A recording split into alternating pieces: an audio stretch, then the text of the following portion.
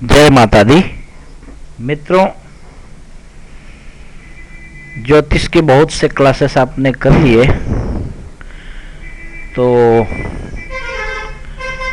बालाजी वेद वास्तु एवं ज्योतिष विद्यालय सिलवासा में आप सभी का हार्दिक स्वागत है। आप लोगों ने ज्योतिष के बहुत सारे अध्याय पढ़े हैं, आगे भी पढ़ते रहेंगे। ये सिलसिला, ये प्रक्रिया इतनी जल्दी पूर्ण होने वाली नहीं है, लेकिन अभी माता जी की उपासना का दिन चल रहा है, नवरात्रि, तो मैंने सोचा कि दुर्गा सप्तशती की कुछ मुख्य विधियां आप लोगों को बतला दें। जैसे मैं देखता हूँ लोगों को, अक्सर बड़े से बड़े पंडितों को, इसमें ब्राह्मणों की बुराई नहीं है, ब्राह्मण तो बड़े से बड़े विद्वान से विद्वान पढ़े हुए हैं, हमसे भी ज़्यादा बड़े बड़े विद्वान हैं, उस बात की नहीं है। लेकिन मैं कुछ बहुत प्रतिष्ठित विद्वानों को भी देखता हूँ कि इन सब चीज़ों को कहीं न कहीं थोड़ा गलत तरीके से यूज करते हैं। तो आज मैं आप लोगों को दुर्गा सप्तशती की पाठ विधि के विषय में बतलाता हूँ। मित्रों, नियम ये है कि यहाँ से शुरू करके आपके पास जो गीता प्रेस का दुर्गा सप्तशती का पुस्तक है, ठीक है, ये जो है गीता प्रेस गोरखपुर, ठीक है, इनके हमारे अनुवादक जो हैं पांडे जी, पंडित श्री राम नारायण दत्त जी शास्त्री, है ना, इन्होंने, ये बड़े ही आदरणीय व्यक्ति हैं और बड़े ही विद्वान थे। इन्होंने बड़ा ढंग से संकलन किया है और सजाया है इस पुस्तक को। अगर ये पुस्तक आपके पास है तो बहुत ही अच्छा है, और नहीं है तो आप इस पुस्तक को ले लीजिए। ये गीता प्रेस से प्रकाशित पुस्तक जो दुर्गा सप्तशती है, तो इन्होंने बड़े ही ढंग से इसका संग्रह किया हुआ है। तो इसमें जो है बड़ा ही विस्तृत और बृहत रूप से इन्होंने सजा करके दिया हुआ है। तो मित्रों, यहाँ से जो इन्होंने दिया है अथ सप्त श्लोकी दुर्गा, यहाँ से आप पाठ करना शुरू करें, और दुर्गा अष्टोत्तर शतनाम स्तोत्रम, उसके बाद पाठ विधि, ठीक है। पाठ विधि में संकल्प आदि पूजन करके पुस्तक पूजन, उसके बाद कवच, अर्गला, कीलक, वेदोक्त, तंत्रोक्त, देव्य, अथर्व, शीर्षम, नवार्ण विधि और सप्तशती न्यास, है ना। श्री दुर्गा सप्तशती यहाँ से शुरू होती है 59वें पृष्ठ संख्या से, यहाँ प्रथम अध्याय, और इसके बाद में त्रयोदश अध्याय यहाँ 179 पेज नंबर पर है। उसके बाद में ऋग्वेदोक्त, तंत्रोक्त, देवी सूक्तम है, प्रधानिक रहस्यम है, वैकृतिक रहस्यम, मूर्ति रहस्यम, क्षमा प्रार्थना, दुर्गा मानस पूजा और दुर्गा के 32 नामों की माला, और उसके बाद अपराध क्षमापन स्तोत्र, सिद्ध कुंजिका स्तोत्रम, और उसके बाद आरती है, ठीक है। और अंतिम में देवी मई है सबसे अंतिम पृष्ठ पर। तो इन सब का एकदम सीरियल नंबर से पाठ करना, ये जो है दुर्गा सप्तशती के पाठ का विधान है। कुछ लोग क्या करते हैं कि एक अध्याय या एक स्तोत्र आज पढ़ लिए, फिर कल, फिर परसों, फिर ऐसा, ये कोई पाठ का विधान नहीं है। इसके विषय में कहीं नहीं लिखा है और कोई प्रामाणिक विषय ये नहीं है। जो लोग करते हैं वो केवल और केवल उनका अपना एक तरीका है पैसा कमाने का, बस वो पैसा कमाना चाहते हैं 10, 20, 50 यजमान को लेकर के, और इस पाठ का कोई अर्थ नहीं है, कोई मतलब नहीं है। वैसे तो एक बार भी राम कहें तो भी उसका बहुत फल होता है, वो अलग विषय है। लेकिन अगर कर्मकांड की बात करें और विधि की बात करें तो दुर्गा सप्तशती का ये कोई विधान नहीं है। विधान यह है कि पुस्तक आपने खोला, प्रथम पृष्ठ से लेकर के जितने श्लोक आते हैं सबका आप पाठ करें, ठीक है। तो ये हो गया पाठ, और अब मैं आपको पाठ विधि की कुछ मुख्य बातें आप लोगों को बतला देता हूँ, ठीक है। तो हम यहाँ पे जो पाठ विधि दिया हुआ है, हाँ, इसमें आते हैं। यहाँ कहते हैं कि साधक स्नान करके पवित्र होकर के अपनी नित्य क्रिया से निवृत्त होकर के आसन की शुद्धि क्रिया संपन्न करके शुद्धासन पर बैठ जाए, साथ में शुद्ध जल, पूजन सामग्री और दुर्गा सप्तशती की पुस्तक को रखे। पुस्तक को अपने सामने किसी लकड़ी के पाटले, चौकी अथवा रेहल के ऊपर विराजमान करे और उसके ऊपर भी शुद्धासन बिछा ले, कोई कपड़ा, और अपने ललाट में रुचि के अनुसार भस्म, चंदन आदि रोली लगा ले, शिखा बांध ले, फिर पूर्वाभिमुख होकर बैठ करके तत्व शुद्धि के लिए 4 बार आचमन करे। देखिए, आचमन मुख्यतः 3 ही बार होता है, लेकिन यहाँ पे इन्होंने 4 बार लिखा है। उसके मंत्र भी यहाँ इन्होंने लिख दिए हैं, ये मंत्र है, ठीक है। तो पहली बार आचमन करें, ओम ऐम आत्म तत्वम शोधयामि नमः स्वाहा, ओम ह्रीं विद्या तत्वम शोधयामि नमः स्वाहा, ओम क्लीं शिव तत्वम शोधयामि नमः स्वाहा, ओम ऐम ह्रीं क्लीं सर्व तत्वम शोधयामि नमः स्वाहा, ठीक है। उसके बाद में प्राणायाम करके और ओम पवित्रेस्थो वैष्णव्यौ सवितुर्वः प्रसवः उत्पन्नाम यच्छिद्रेण पवित्रेण सूर्य सरस्मिभिः तस्य ते पवित्र पते पवित्र पूतस्य यत्कामः पुनेतच्छकेयम्। इस मंत्र से पवित्र धारण करें, कुशा की अथवा स्वर्ण आदि धातुओं की अंगूठी भी धारण कर सकते हैं। हाथ में जलाक्षत पोगी फल द्रव्यम च गृहीत्वा संकल्पम कुर्यात्।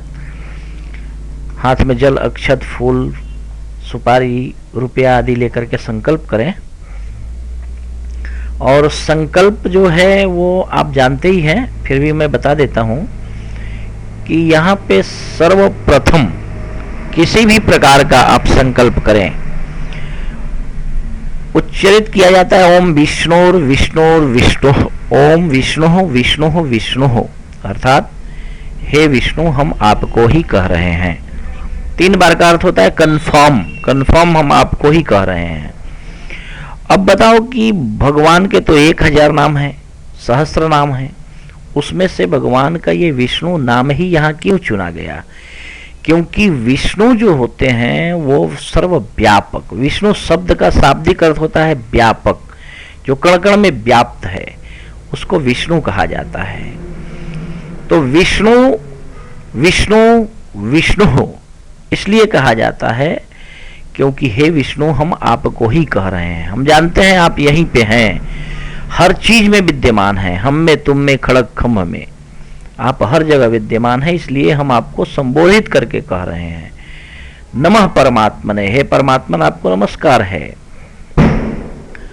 पुराण पुरुषोत्तमस्य, हे पुराण पुरुषोत्तम, ये जो कुछ भी हम करने जा रहे हैं श्री विष्णु आज्ञया, ठीक है। आज के पहले हमने बहुत बार सोचा मंदिर जाएं, कुछ करें, कुछ ये करें, है ना, लेकिन हमने कुछ किया नहीं। आज हम कर रहे हैं, इसका मतलब ये आपकी आज्ञा है, आपकी कृपा है, आप करवाना चाहते हैं हमारे हाथों से कुछ धर्म का कार्य, इसलिए हो रहा है। प्रवर्तन मानस्य अद्य श्री ब्रह्मणोनि द्वितीय प्रार्धे श्री श्वेत 12 कल्पे वैवस्वत मनवंतरे अष्टाविंशतितमे में कृत त्रेता द्वापरांते कलयुगे प्रथम चरणे जम्बुद्वीपे भूर्लोके भरतखंडे भारतवर्षे आर्यावर्तांतर्गत ब्रह्मवर्तैंक देशे पुण्य प्रदेशे बौधावतारे वर्तमाने यथा नाम संवत्सरे, है ना, जिस नाम का संवत्सर हो उस संवत्सर के नाम का उच्चारण करें। अमुकायने, उत्तरायण और अथवा दक्षिणायन सूर्य हो उनका उच्चारण करें। महामांगल्य प्रद मासा नाम उत्तमे मासे, जो भी महीना हो, शारदीय नवरात्र हो तो अश्विन मास, चैत्र की नवरात्र हो, वासंतिक नवरात्र हो तो चैत्र मासे, और शुक्ल पक्षे, मूल रूप से अगर नवरात्रि में पाठ करना हो तो शुक्ल पक्ष में ही नवरात्रि होती है। बाकी अगर ऐसे कोई अनुष्ठान में हो तो कौन सा पक्ष है वो आप देख करके यहाँ पे बोलें। अमुक तिथौ, जो भी तिथि हो, प्रतपदा द्वितीया तृतीयायाम चतुर्थयाम तिथौ, इस प्रकार, है ना। अमुक वासरायान्वितायाम, जो भी सूर्य, भौम, चंद्र, गुरु, बुध, वासरायान्विताम, जो भी वार हो उसके अनुसार आप उसका नाम लेकर उच्चारण करें। अमुक नक्षत्र, जो नक्षत्र हो उसका नाम लें। अमुक राशि स्थित श्री सूर्य, जिस राशि पर भी सूर्य हो उस राशि का नाम लेकर के कहें। और अमुक राशि स्थितेषु चंद्र, भौम, बुध, गुरु, शुक्र, शनि, सुसत्सु, सभी ग्रह जिस जिस राशि पर हों उन राशियों का उच्चारण करें, अथवा अमुक राशि स्थितेषु भी बोल सकते हैं अगर आपको ज़्यादा जानकारी नहीं है तो, है ना। सत्सु शुभे योगे शुभ करणे, जो भी योग हो करण हो उसका उच्चारण करें। एवं गुण ग्रह गुण विशेषण विशिष्टायाम शुभ पुण्य तिथौ सकल शास्त्र श्रुति स्मृति पुराणोक्त फल प्राप्ति काम, है ना। अब यहाँ पे ये बात कहने का अभिप्राय ये है कि हम कोई भी आधारहीन कार्य अथवा बिना प्रमाण के कुछ नहीं करने जा रहे हैं। हम जो कुछ भी करने जा रहे हैं उसका प्रमाण है क्या? तस्मात् शास्त्रम प्रमाणम ते, है ना। आज अगर भगवान से हमारा परिचय है तो उसका माध्यम एकमात्र शास्त्र है। तो सकल शास्त्र, सभी शास्त्रों में, श्रुति स्मृति पुराणों में ये कहा गया है, ये लिखा गया है, बताया जाता है कि फला काम करोगे, ये काम करोगे, ये इनकी पूजा करोगे तो ये फल होगा। उसके अनुसार फल प्राप्ति की कामना है मुझे, इसलिए मैं ये कर रहा हूं। तो मैं कौन हूं? अपना परिचय देना है। अमुक गोत्र उत्पन्नो अहम, है ना। अब कौन से गोत्र है आपके? तो गोत्र क्या, अक्सर मैं देखता हूँ लोग कंफ्यूजन में रहते हैं। जैसे जिसका टाइटल अग्रवाल है या गुप्ता है तो वो गुप्ता या अग्रवाल कहता है मेरा गोत्र है। नहीं, ऐसा नहीं होता है। इसमें होता यह है कि जैसे ब्रह्मा जी एक थे, उनके जो 7 पुत्र हुए सप्तऋषि, उनके नाम से गोत्र चलता है, यानी उनकी संतान हैं हम। उसके बाद भी बहुत सारे पराशर आदि ऋषि हुए, कश्यप आदि, जिन्होंने अपने तपस्या के बल पे उस परिणति को प्राप्त किया, उस ओहदे को प्राप्त किया जहां से जिनके नाम से गोत्र चला। लेकिन हम किस ऋषि की संतान हैं उस ऋषि का नाम ही हमारा गोत्र होता है। जैसे हम अपने पिताजी, फिर उनके पिताजी, फिर उनके पिताजी, फिर उनके पिताजी, फिर उनके पिताजी, इस प्रकार अगर करते चले जाएं तो अंतिम जो ऋषि आता है जिसकी हम संतान हैं उसी को गोत्र कहा जाता है। इसके पीछे एक छोटी सी कथा भी है, वो मैं आपको प्रसंगानुसार कभी बता दूंगा। तो अमुक शर्मा बर्मा गुप्तो दासो हम, है ना। आप अपने वर्णानुसार इन शब्दों का प्रयोग करें। और मम आत्मनः सपुत्र स्त्री बांधवस्य, मतलब सबके लिए श्री नवदुर्गा अनुग्रहतो, श्री नवदुर्गा की कृपा से, हाँ, ग्रहकृत राजकृत सर्वविध पीड़ा निवृत्ति पूर्वकम, है ना। ग्रह के द्वारा जो हमें कष्ट मिल रहा हो, राजा के द्वारा जो दंड मिल रहा हो, किसी भी प्रकार की पीड़ा हो, कष्ट हो, उन सब की निवृत्ति हेतु, निवृत्ति के लिए, निवृत्ति के निमित्त से, और नैरुज्य दीर्घायु पुष्टि धन धान्य समृद्धि अर्थम, आयु लंबी हो, धन धान्य से संपन्न हो, हम हर प्रकार की समृद्धि हो, इसके लिए श्री नवदुर्गा प्रसादेन, श्री नवदुर्गा की कृपा से सर्वापन निवृत्ति सर्वाभीष्ट फलावाप्ति धर्मार्थ काम मोक्ष चतुर्विध पुरुषार्थ सिद्धि द्वारा, है ना, चतुर्विध पुरुषार्थ धर्म अर्थ काम मोक्ष की साधना हेतु तथा हमारी विशिष्ट कामना इच्छा की पूर्ति हेतु, हाँ, हम श्री महाकाली महालक्ष्मी महासरस्वती देवता प्रत्यर्थम, महाकाली महालक्ष्मी महासरस्वती की खुशी के लिए, प्रसन्नता के लिए हम ये कर्म करने जा रहे हैं। ठीक है, च करिष्ये, ठीक है। तो अब कौन सा कर्म आप करने जा रहे हैं, इस बात को आपको निर्णय करना है। अब आप इसमें से कितना पार्ट, अगर मान लीजिए आप अकेले घर पे हैं, घर का काम भी सब कुछ करना है, आप नहीं कर सकते पूरा, तो आप ब्राह्मण से करवाएं, जानकार ब्राह्मण से। लेकिन चंडी पाठ एक ऐसा चीज है कि वो घर में होना ही चाहिए वर्ष में एक बार। ठीक है, उसके लिए आपको बिल्कुल समय निकालना पड़ेगा, है ना। समय आपको अपने लिए, उस पाठ के लिए, क्योंकि ये पाठ ऐसा चीज है जो होना ही चाहिए हर इंसान के जीवन में, हर इंसान के घर में, जो वैदिक सनातन धर्म को मानता है। क्योंकि ये महामाया की उपासना है, यहीं से सब कुछ प्राप्त होता है। आप किसी भी देवता का पूजन कर लो, अगर महामाया की उपासना नहीं करते तो आपको कुछ हाथ लगने वाला नहीं है। इसलिए महामाया की उपासना तो आपको करनी ही है, और अंतिम शरण भी वहीं से शरणागति स्वीकार करनी पड़ेगी। तो आप किसी श्रेष्ठ ब्राह्मण से इसका पाठ करवाएं। अगर नहीं करवा सकते, उतना अपना बजट नहीं है, बहुत लोग तो बहुत कुछ रहते हुए भी ब्राह्मणों की दक्षिणा के विषय में बहुत सोचते हैं। महाराज दक्षिणा तो इतनी ही, अरे कितनी भी चल रही हो उससे क्या, तुम्हें भगवान ने समझा है, दिया है, तो तुम अपनी औकात के अनुसार, अपने सामर्थ्य के अनुसार दान करो। दान में किसी के साथ कोई कंपैरिजन की क्या बात है। ठीक है, इन बातों से कोई लेना देना नहीं है यहाँ पे। फिर भी एक बात के बात पे तो कहा ही जाता है। तो ये जो है यहाँ पे आप अगर अपने से कर रहे हैं तो मैं आपको ये कहूँगा कि आप एक बार संकल्प अगर करते हैं तो यहाँ पे ये ज़रूर कहें कि जैसे आपको प्रतिदिन इतने का पाठ करना हो, यानी ये जो है यहाँ से लेकर के और यहाँ तक पूरा का पूरा सप्तशती है, पूरा पुस्तक के विषय में लिखा हुआ है, हर पाठ के स्तोत्र के विषय में लिखा हुआ है। ठीक है, लेकिन अगर आप सारे के सारे नहीं करेंगे, एक दिन में थोड़ा थोड़ा करेंगे, तो आप यहाँ पे अवश्य ही ये बात बोलें कि 9 दिवस पर्यंतेन, है ना, 9 दिनों में मैं इसका पाठ करूँगा यहाँ से यहाँ तक, और करना हो तो ही, वरना केवल 13 अध्याय करना हो तो उसके लिए जो भी करना हो आपको, जहाँ तक करना हो इसमें लिखा है, उस बात को वहाँ से वहाँ तक छोड़ के फिर वहाँ बोलें। ठीक है, लेकिन ये सापोद्धार तो बहुत ज़रूरी है, आवश्यक है। अगर ये आपने नहीं किया तो फिर चंडी पाठ करने का कोई अर्थ नहीं है। मैं वो भी बात बतला देता हूँ। तो इसलिए इस बात का अवश्य ही ध्यान रखें, और अगर प्रतिदिन पाठ करना हो, 9 चंडी करना हो, तो इसका पूरा उच्चारण करें और सबका पाठ करें पूरे पुस्तक का 9 दिनों तक।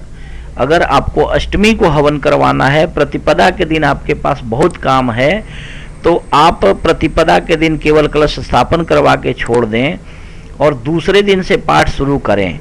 लेकिन पाठ जब आप शुरू करें तो उसमें आपको फिर एक पाठ आपको, जैसे दूसरे दिन, जैसे पहले दिन आपने नहीं किया और दूसरे दिन 2 पाठ कर लिया, तो फिर गलत हो जाएगा, क्योंकि आपको हर दिन 2-2 पाठ करना पड़ेगा। और बीच में छोड़ने जैसा कुछ नहीं है, छोड़ने का मतलब हवन ही करके छोड़ना है।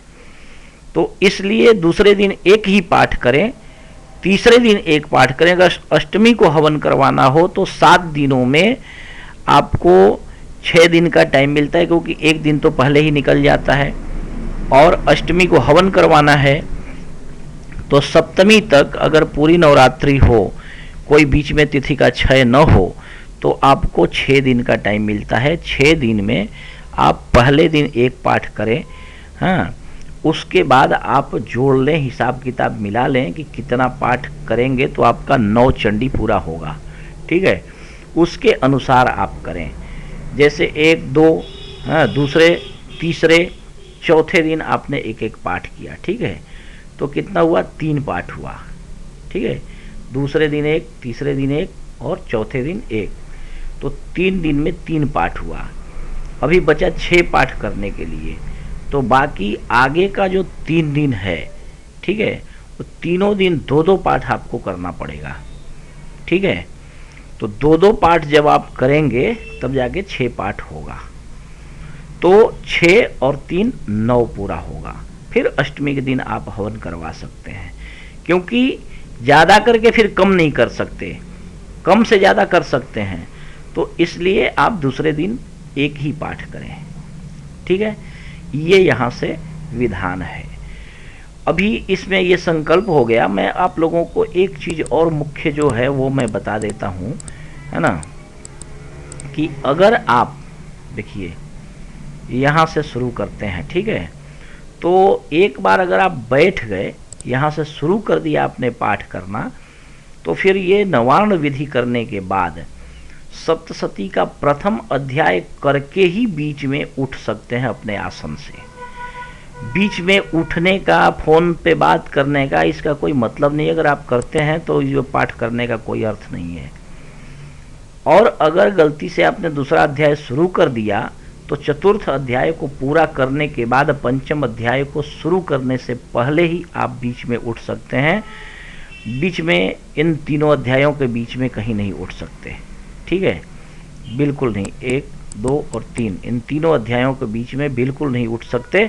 दूसरा अगर शुरू कर दिया तो चौथा पूरा होने के बाद ही उठ सकते हैं। अगर पेशाब विसाब लगा हो या शौच आदि जाना हो तो उसके लिए आपको यहाँ से अच्छा शुद्धता पूरी रखें चंडी पारायण में, क्योंकि वहाँ पे फिर आपको अगर पेशाब लगता है तो आप पानी लेकर के जाएं और अपने लिंग को धोएं पानी से पेशाब करने के बाद। फिर आचमन आदि करके हाथ पैर धो करके अर्ध स्नान की भांति तभी आएं और दूसरे और अपने आसन पे बैठें, पाठ के आसन पे। और बैठने के बाद कवच का पाठ करके ही, आचमन आदि करने के बाद कवच का पाठ करके ही फिर पाठ आरंभ करें। अगर गलती से आपने पंचम अध्याय शुरू कर दिया तो फिर आपको आरती करवाने के बाद ही उस आसन को छोड़ना है। अगर बीच में आपने पाठ, अगर किसी भी वजह से आपको शौच या कुछ भी लगा हो, कैसे भी किसी भी वजह से अगर आपने आसन छोड़ दिया तो फिर आपको पंचम अध्याय से अथवा शुरू से करना पड़ेगा, ठीक है। इसलिए आप बीच में न बोलें न बात करें न फ़ोन वोन उठाएं। जब तक पाठ कर रहे हैं फ़ोन वोन बंद करके रखें। और इसका यहाँ पे आरती करने के बाद ही आप फिर बोल सकते हैं। तो मुश्किल से 1 से 1.5 घंटे लगता है। मुश्किल से यहाँ से लेकर के प्रथम अध्याय से लेकर 13 अध्याय तक 700 श्लोक हैं और आगे पीछे मिला के 300 और हैं, तो 1000 श्लोक हैं। अच्छा, नवार्ण विधि में आपको एक माला ओम ऐम ह्रीम क्लीम चामुंडाई विच्चे का अवश्य ही जप करना है, शुरू में भी और लास्ट में भी। मैं इसके बाद में आप लोगों को इस के लिए अपने अगले अंक में, वीडियो में ये बात बतलाऊंगा कि जो नवार्ण विधि है वो क्या है और किस प्रकार उसको करना चाहिए। और दूसरा एक चीज़ मैं और बतलाऊंगा आप लोगों को, ये जो सापोद्धार की बातें हैं, है ना, सापोद्धार क्यों करना और अवश्य ही करना है और किस प्रकार करना है, उसकी बहुत सारी विधियां हैं जो स्पष्ट रूप से पुस्तक में लिखी हुई है, फिर भी मैं आप लोगों को बतलाऊंगा, ठीक है। तो thanks for watching, bye and take care.